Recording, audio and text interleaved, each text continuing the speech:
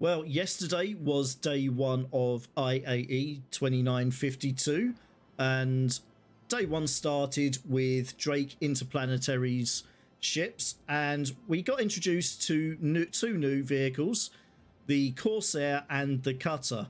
Now, like a lot of people, on day one, I decided to spend some money. I hadn't put a lot by for this, so I wasn't really expecting to pick something up straight away, but I just saw one of them and I had to buy it because I just fell in love with it instantly. And like a lot of people, it wasn't the Kraken, it wasn't the Corsair, it was the Drake Cutter. I picked up just the standalone version with the light beam paint, as you can see here on screen. I love how this paint looks on this ship. It just looks right. Very much like the Caterpillar vehicles in real life. It's got that utilitarian look to it.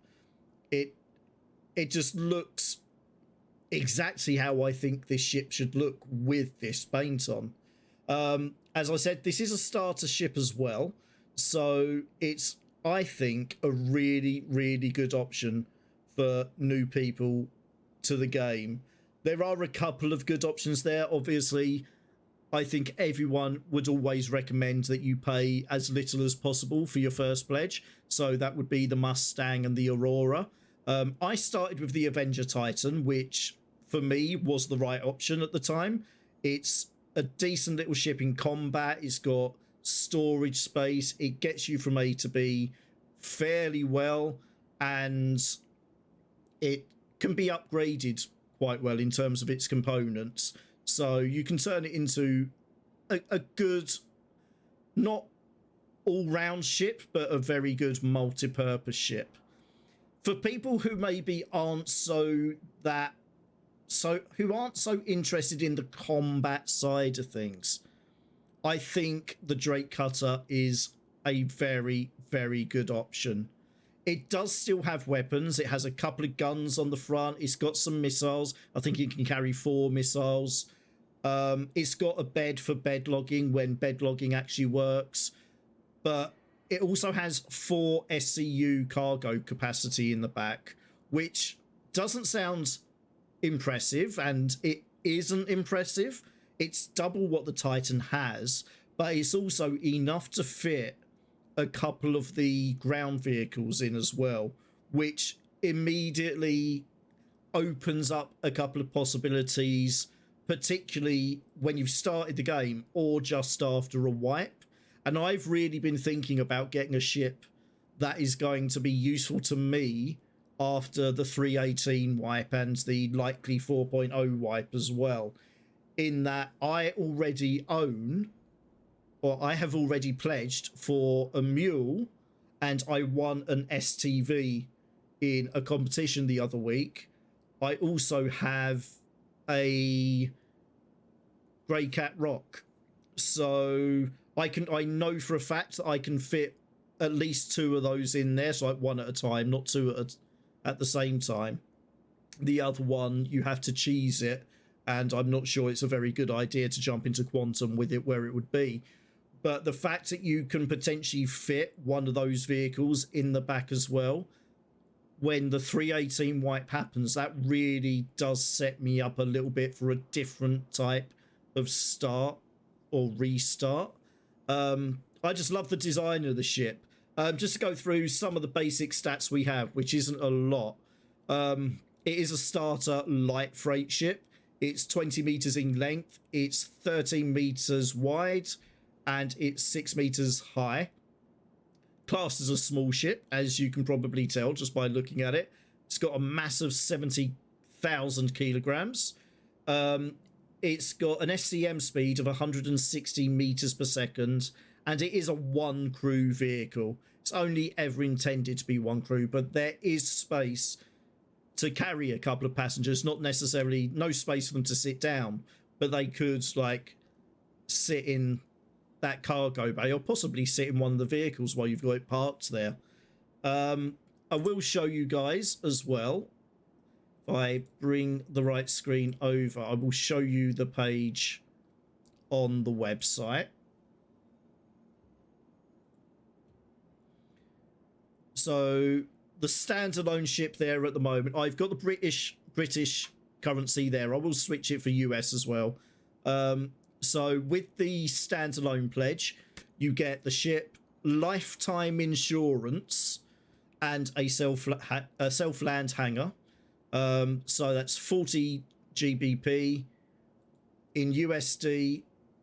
Once that refreshes, it's $48. And for those of you who use the euros, we might as well have a look at that for you as well. Just a little bit higher than in USD. So it's 48.48 euros. I'm going to switch back to GBP because it's easier for me. The other options are you can buy it as the IAE edition starter ship. So if we just have a look at that, which is just a different paint on it. Again, you only get the cutter, 120-month insurance, and a self-land hangar for £45.90. And the starter pack IAE edition is currently 25% off, but by the time this video goes out, it will have gone back to its full price of £61.20. And with that, you get the Winds Chill paint, lifetime insurance again. You get, obviously, the game download, self-land hangar, and you get 1,000 UEC. So, and I believe that is a war bond as well. So you can't use store currency for that. And it is available to upgrade to as well if you've got a lesser priced pledge that you no longer want. But what I want to do is I just want to show you guys the inside of the ship. And then we're just going to go and call in a couple of my ground vehicles just to see how well they fit. So it does have VTOL mode as well. The engines do rotate into the vertical orientation for VTOL landings. And the buttons for the ramp are actually just under the sides of the ramp there. So make sure you do back out once you've opened it up. And there's our 4 SCU, which actually is a decent amount of space. Like, ideally, you'll stack your cargo on that side. So you've still got access to the main cabin. Really nice feature that a lot of people are actually really raving about, and I don't know that the designers expected it, is these two little windows to the side of the ramp, which just give you that view outside the back of the ship, which tactically, you know, it's not necessarily a lifesaver, but it just gives you that extra little bit of information if you're in a bit of a dodgy situation. It's a really nice touch. It is a nice touch. And that also means that it will get natural lighting rather than having to rely on cabin light all the time. So if we go through to the main cabin, I do like the redesigned control panels. I think they're really, really good. They still look Drake, but different. Better, I think. I'm a fan. So through to the main cabin, we've got the bed for sleeping. We have some storage. So that is 650k in there. So we do have some storage in there. Over to this, I've got various component access there. And just round the corner, we have the head. And for people who don't know that term, that's the shower and toilet and sink to use there. And then through to the cockpit, we do have some gun storage. And then we got the pilot seat, which, as it rotates, also lifts you up the slope into the cockpit. And what I really like about this is the field of view that you have. From left to right, you've got a more than 180 degree field of view, which is really, really cool. And the forward window, quite large, and there's even a little window above. Obviously, the one thing that it does lack in terms of visibility is down below you, but in terms of landing, I don't think that's going to be a big deal. I think it's actually going to be a relatively easy one to land. Now, this is also the first ship that has a functional shutter system on the two side windows. So that is there as well. You can just retract them and deploy them quite easily. A lot of switches rather than buttons to press. So very much in the Drake utilitarian, very basic tech design language. So I really like that. What we're going to do is we're going to take it outside to where the ground vehicle hangar is here on New Babbage, and we'll start giving those a try. Okay, so I think what we'll do is we will start off with the Mule, because that is going to be the one that I am most interested in carrying around with me. So looking at it already, I think we're going to be able to fit this in with no issues at all. But let's make sure. What I'm actually going to do is we'll try and do this from this angle so that we can actually see what sort of clearance we have. It's the little box cages on the side that worry me a little bit. No, we're all right. We're in. You're definitely going to have to front load it, I think. I don't know that there's any way, if I can look back just to see if it's fully in. I don't think it is quite.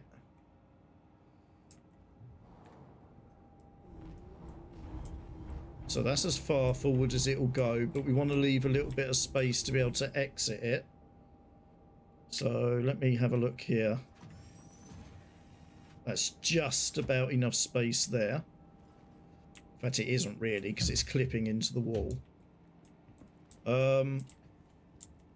So the next thing to check is if I go to the pilot seat.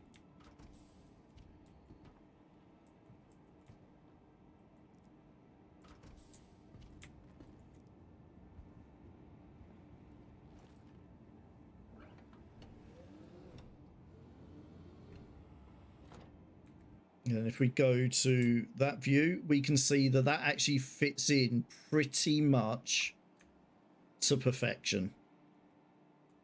Like, you'd want to load boxes onto the Mule, but then, oh my god, look at that. Like, it could sit maybe 6 inches further back. The bay door would close with absolutely no problems. So that is experiment 1.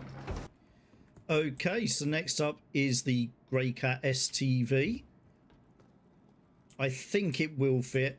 I don't think there should be any problem with it fitting in, but let's double check. Again, what I want to do is I want to do it in third person, and that looks like it's going to fit in absolutely perfectly. Can't argue with that. Look at that, room to spare. And again, we'll just do the disembarking test. Not a problem at all. Apart from maybe getting to the doorway, but I think you can just jump through. Might be a slight issue there then.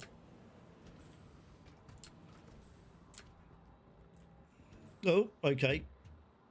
Glitches through the roof. I think that was meant to happen.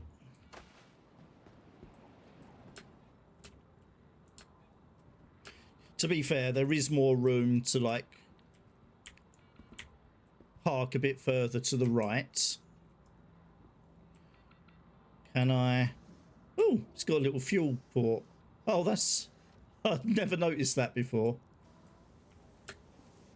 There we go. Can get to the driver's seat, not a problem. So it fits in the back. That's the important thing. We'll figure out the logistics of getting to the door another time. Okay, so now it's the turn of the Tumbril Cyclone, and just looking at it straight away, my assumption is this is not going to fit. It is a lot bigger than the STV, so... But we'll go and have a look. We'll go and see how far from fitting it actually is. Yeah, I'm even just looking at it from that angle. Look. Yeah. Oh, no, no, no way. No way. Oh. The rear wheels won't go in.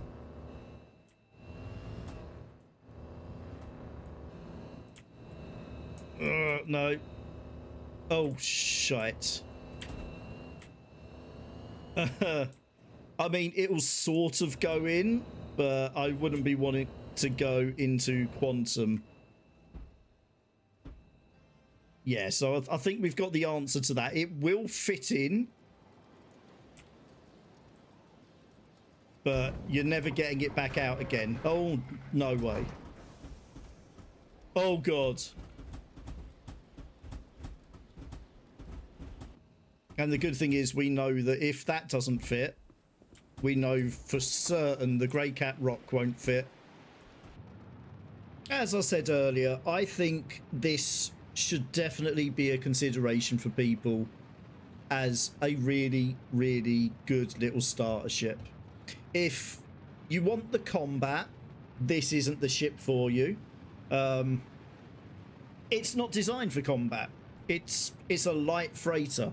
It can probably defend itself quite well against some smaller ships, but if you come up against anything bigger than probably an Avenger, I've no doubt it's going to suffer quite badly. You can upgrade it. I think it can take 2 shield generators, which definitely would benefit it and make it a hardy little thing. But I wouldn't want to be going into combat with this. It's just not what it's there for. But if you're not ready for the space combat yet, if you just want to be able to do all the other different types of mission, then this is definitely one for you to consider. Of course, we'd always recommend that you spend as little as possible, unless you really do want to spend more. And of course, if you want to support the game more as well, but you don't have to. But even at the full price, just over £60 or close to $70, I actually think this is a worthwhile buy. You're not going to be, I don't know, you're not going to be like making waves in the verse with a ship like this, but it would be really handy as part of maybe a convoy of ships as well. If you've got a couple of starfighters with you to defend you, you could do some low-level cargo running. It would probably be quite useful for Jumptown, again, as long as you've got other ships there to do the defending for you. So I can imagine a couple of people will be going to Jumptown with their crew, maybe with something like, I don't know, a Corsair maybe, or a Vanguard as the main gunships, and protecting a ship like this, which is the one that's going to carry all the contraband on board.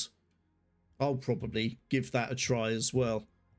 But yeah, I am a fan of this ship, and I will be using this post 318 wipe at the start as a little earner.